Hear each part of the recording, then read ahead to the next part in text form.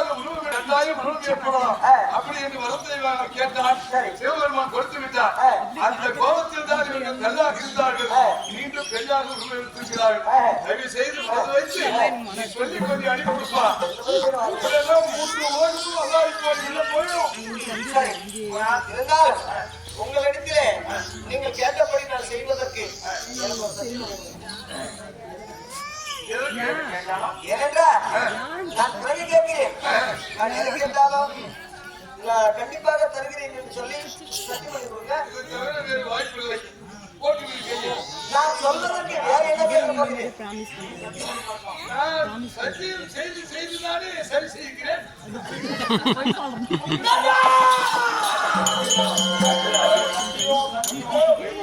என்ன சொன்னாலும் சரி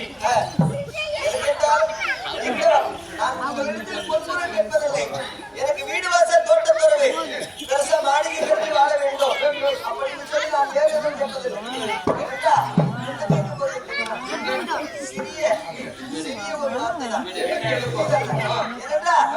இப்போது எனக்கு ஆறுதல் சொல்வதற்கோ என்னை காப்பாற்றுவதற்கோ இந்த உலகத்தில் யாரும் இல்லாமல் இருந்தார்.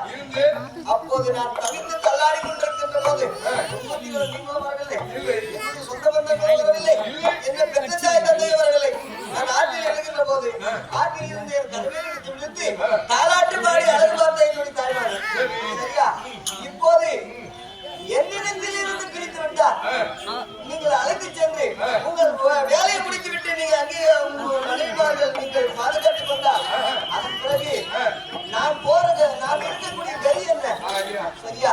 என்னை காப்பாற்றுவதற்கோ எனக்கு சொந்தம் என்று சொல்லி செல்வதற்கோ யாரும் கிடையாது. அதனால் தான் இப்போ வேலை முடிந்தால் மீண்டும் அனுப்புகிறேன் என்று சொல்லி சத்தியமாக இந்த உருவத்தோடு அவர்களை சம்ஹாரம் செய்வதற்கு இதற்கு உரிமை உண்டு. சம்ஹாரம் செய்து முடித்து அவர்களை கொண்டு வந்து உன்னிடத்தில் ஒப்படைக்கிறோம். அவர்கள் கல்லாக மாறி சிலையாக அமர்த்தி 14 பொழுது அவர்களுக்கு கொண்டு செய்வதற்காக அனுப்புகிறார்கள். அவர்கள் கொடுக்கும் வாக்கு நாவிலிருந்து மக்களுக்கு வரவும் உன்னுடைய குடும்பம் இனி மேன்மேலும் வளரும். உன்னை பற்றி பேசிய கேவலமாக பேசிய இடமெல்லாம் மாறும்.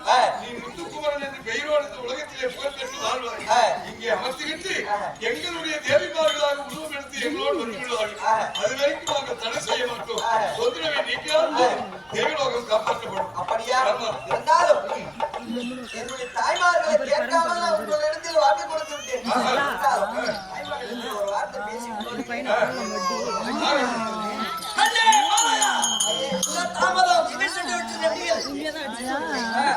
காலை பூஜை முடிந்தது. காலை பூஜை செய்யலாம் என்று சொல்லி மலர் சென்று மலர் பறிக்க சென்று